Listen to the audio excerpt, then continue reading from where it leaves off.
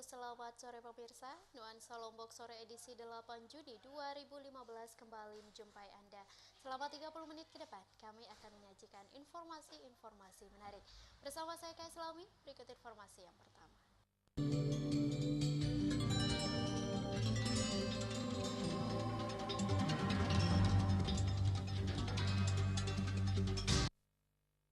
Ya pemirsa, warga Kelurahan Kekali Jaya Kota Mataram yang rumahnya berdekatan dengan pabrik pembuatan tahu dan tempe diklaim rentan terkena penyakit infeksi saluran pernapasan akut atau ISPA.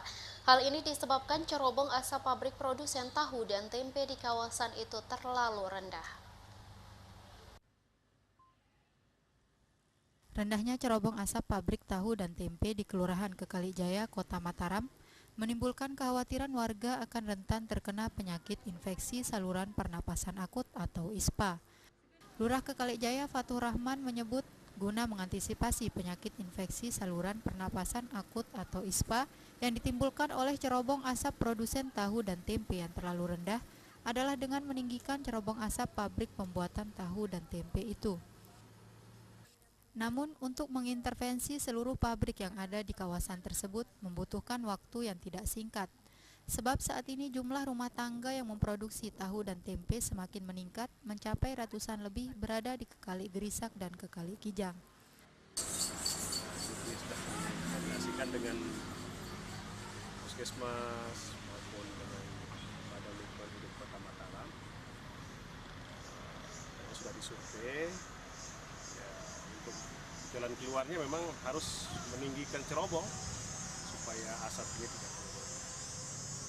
Jalan keluar harus kita lihat. Cuman sekarang dengan jumlah rumah tangga yang produksi tahu dan tempe yang sangat banyak, tentunya tidak bisa serta-merta di kota juga bisa mengintervensi semuanya. Fatur Rahman menambahkan sosialisasi terhadap warga terkait dengan bahaya asap yang dihasilkan dari limbah pembuatan tahu dan tempe itu gencar dilaksanakan pihaknya melalui kader dan puskesmas maupun posyandu setempat. Lulu, Lombok TV, Mataram. Dinas Pertamanan Kota Mataram mengganti reklame yang berada di Simpang 4 Kota Mataram dengan monumen penghargaan yang pernah diraih oleh Kota Mataram. Hal tersebut dilakukan guna memperindah Kota Mataram sebagai kota yang maju, religius, dan berbudaya. 3 monumen yang berada di sejumlah titik di Kota Mataram siap memperindah Kota Mataram dengan visi maju, religius, dan berbudaya. Salah satu dari 3 monumen yang siap memperindah Kota Mataram berlokasi di Simpang 4, tepatnya di Jalan Erlangga, Kota Mataram. Selain di Jalan Erlangga, 2 diantaranya berlokasi di Jalan Sandubaya Sweta, serta di Jalan Udayana, Kota Mataram.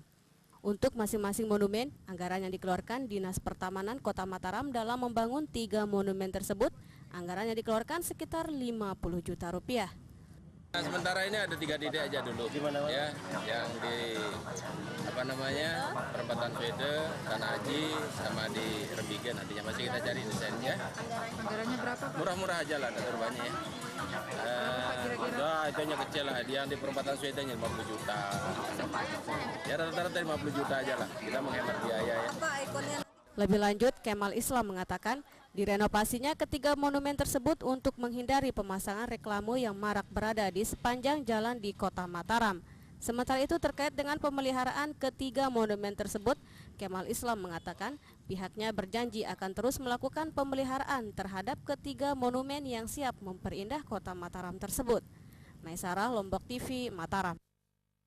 Mantan Wakil Bupati Kabupaten Lombok Barat Mahrif divonis 1 tahun penjara dan denda 50 juta rupiah oleh Majelis Hakim Pengadilan Tindak Pidana Korupsi pada Pengadilan Negeri Mataram dalam kasus dugaan korupsi surat perintah perjalanan dinas pemerintah Kabupaten Lombok Barat.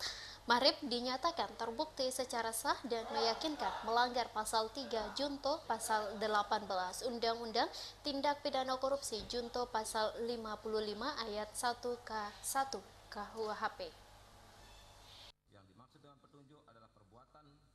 Setelah menjalani proses persidangan yang cukup panjang, mantan Wakil Bupati Kabupaten Lombok Barat yang menjadi terdakwa dalam kasus dugaan korupsi surat perintah perjalanan dinas SPPD pemerintah daerah Kabupaten Lombok Barat akhirnya berakhir dengan vonis 1 tahun penjara dan denda 50 juta rupiah oleh Majelis Hakim Tindak Pidana Korupsi pada Pengadilan Negeri Mataram. Mantan orang nomor 2 di Gumi Patut Patu-Pacu itu tidak dibebankan uang pengganti kerugian negara karena sebelumnya terdakwa telah mengembalikan uang kerugian negara senilai Rp431.675.000 yang dititipkan melalui jaksa penuntut umum Kejaksaan Negeri Mataram.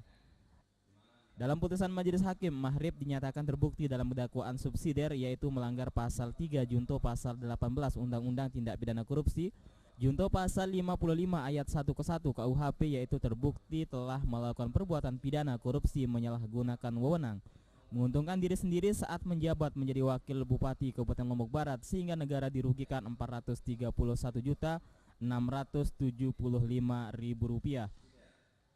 Mahrib dinyatakan terbukti melakukan perintah kepada ajudannya untuk membuat bukti perjalanan dinas berupa boarding pass palsu dan membiarkan ajudannya untuk menyelewengkan uang negara karena tidak berangkat berkali-kali setiap perjalanan dinas dilakukan padahal biaya perjalanan sudah dikeluarkan. Sementara itu di dakwaan primer, Mahrib dinyatakan Majelis Hakim tidak terbukti melakukan tindak pidana korupsi secara bersama-sama dengan ajudannya lalu Faton Ahimsa. Putusan Majelis Hakim yang memberatkan terdakwa Mahrib yaitu tidak mendukung program pemerintah yang sedang giat-giatnya melakukan pemberantasan tindak pidana korupsi. Sementara perbuatan yang meringankan yaitu mengakui perbuatannya bersikap sopan selama persidangan menjadi tulang punggung keluarga dan mengembalikan uang kerugian negara. Ruhaili, Lombok TV, Mataram.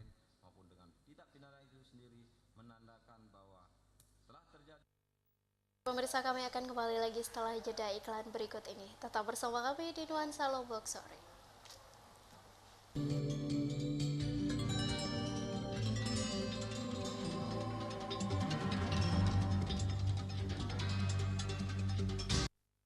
Acara ini dipersembahkan oleh M.Co, merubah yang biasa menjadi luar biasa.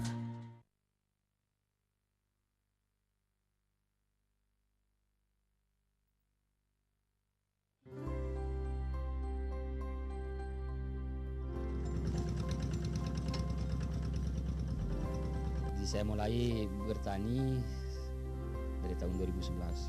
Alhamdulillah pas mulainya saya bertani itu hasilnya meningkat secara signifikan gitu. Jadi sekarang 9 sampai 10 ton.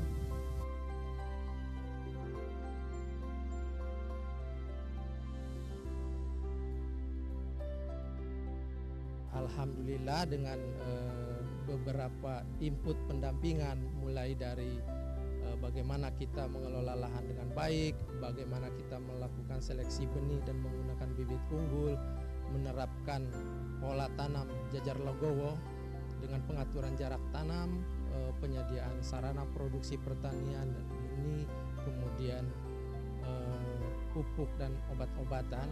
Selain pendampingan teknis, kita bisa meningkatkan produksi petani menjadi 9,6 ton per hektar pada tahun 2014 dan tahun ini alhamdulillah kita bisa tingkatkan lagi menjadi 9,9 ton per hektar.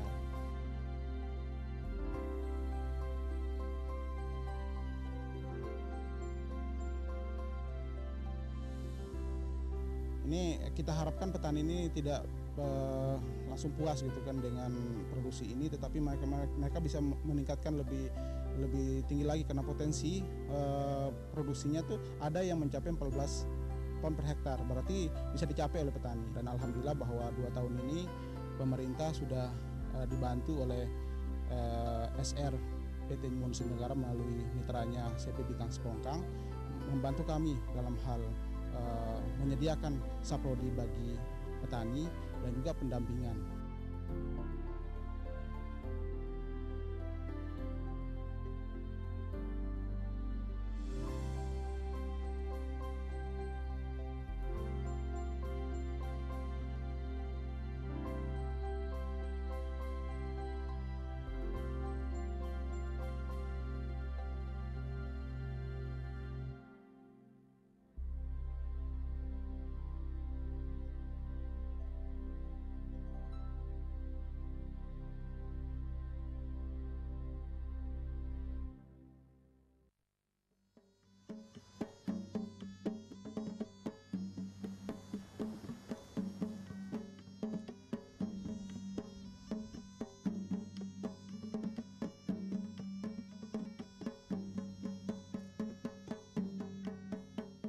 menjaga kelestarian alam dan kearifan lokal selama kami beroperasi.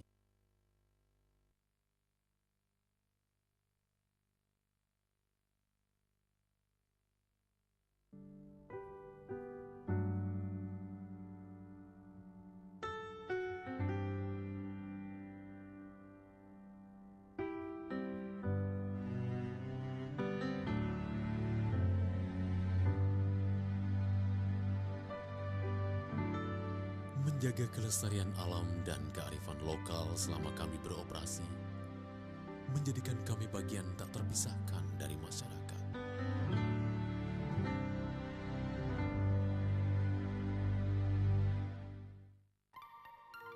Selamat datang di dunia warna MQ. Warna adalah karakter, inspirasi, ekspresi, lambang dan harapan. Inovasi warna MQ, cat kayu dan besi yang penuh inspirasi. Energi kesegaran yang menenteramkan dan ketenangan yang penuh percaya diri dipancarkan warna biru safir sebagai simbol kemakmuran dan kelimpahan. MQ, merubah yang biasa menjadi luar biasa.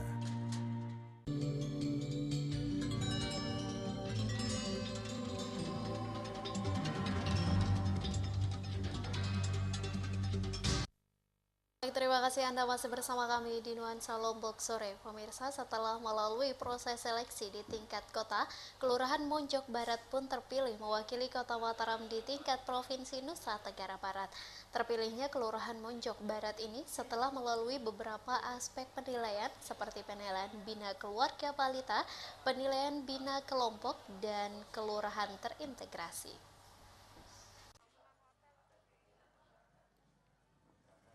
Dalam lomba kelurahan terintegrasi, Kelurahan Monjok Barat terpilih menjadi salah satu kelurahan yang mewakili Kota Mataram di tingkat Provinsi Nusa Tenggara Barat. Terpilihnya Kelurahan Monjok Barat ini setelah melalui proses seleksi di tingkat kota. Sekitar 5 tim penilai dari Provinsi NTB menilai beberapa aspek meliputi penilaian bina keluarga balita, penilaian bina kelompok, dan penilaian kelurahan terintegrasi. Wakil Wali Kota Mataram Mohan Roliskana dalam sambutannya menyebut, tim penilai kelurahan terintegrasi diharapkan dapat memberikan motivasi dan dorongan terhadap warga Kota Mataram di luar sektor pemerintahan agar ikut bekerja sama dan terintegrasi dalam mensukseskan program pemerintah Kota Mataram. Kami berharap tentunya kedatangan Bapak dan Ibu ini akan memberikan motivasi, memberikan dorongan, memberikan energi kepada bapak-bapak dan ibu-ibu kita, lebih khusus lagi ibu-ibu kita di Kota Mataram sebagai instrumen di luar sektor pemerintah yang ikut bekerja sama, ikut terintegrasi dengan baik di dalam rangka mensukseskan program-program pemerintah di Kota Mataram. Mohan menambahkan, penilaian dalam program ini merupakan aspek yang paling penting dan mendasar. Warga diharapkan tidak hanya berperan aktif dalam mengikuti proses perlombaan saja, namun bisa lebih termotivasi dan menjadi ikhtiar bersama dalam mensukseskan program pemerintah Kota Mataram. Lulu, Lombok TV, Mataram. Beragam upaya yang dilakukan pihak kepolisian sektor Lingsar dalam meminimalisir peredaran minuman keras tradisional yang marak beredar di wilayahnya. Hal tersebut dilakukan mulai rutin melakukan razia hingga memberikan pembinaan kepada masyarakat untuk tidak menjadikan air pohon aren sebagai tuak, namun menjadikan sebagai gula aren. Tuak yang berasal dari pohon aren atau pohon nao ini dikenal masyarakat Lombok ada dua macam, yakni tuak manis yang lazim disebut tuak oda yang berasal dari air aren muda dan tuak toa yang berasal dari air aren tua. Tuak oda atau tuak manis di berbagai daerah merupakan bahan baku pembuatan gula aren yang dalam bahasa Sasak dinamakan gula bea atau gula merah, yang juga merupakan bahan baku pembuatan minuman keras tradisional. Kalau kita banding dengan tuak yang sekarang dijual itu yang satu ember cat 5 kilo itu kan 7.000. Kalau kita jual tuak manis yang satu botol, saya jual 10.000 per botolnya, Pak. Lebih untung jual gulanya berarti? Iya.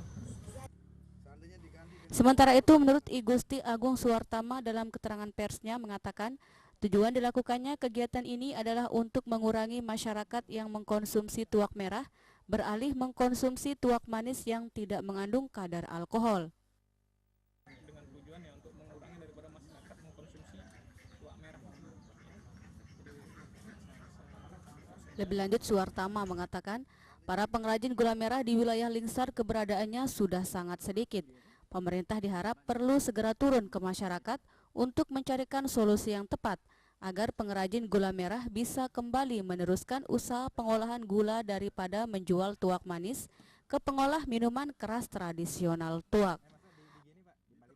Maisarah, Lombok TV, Lombok Barat. Pemirsa, informasi tadi sekaligus menutup jumpa kita pada edisi kali ini. Saya Kak Islami beserta kru yang bertugas hari ini pamit undur diri dari hadapan Anda.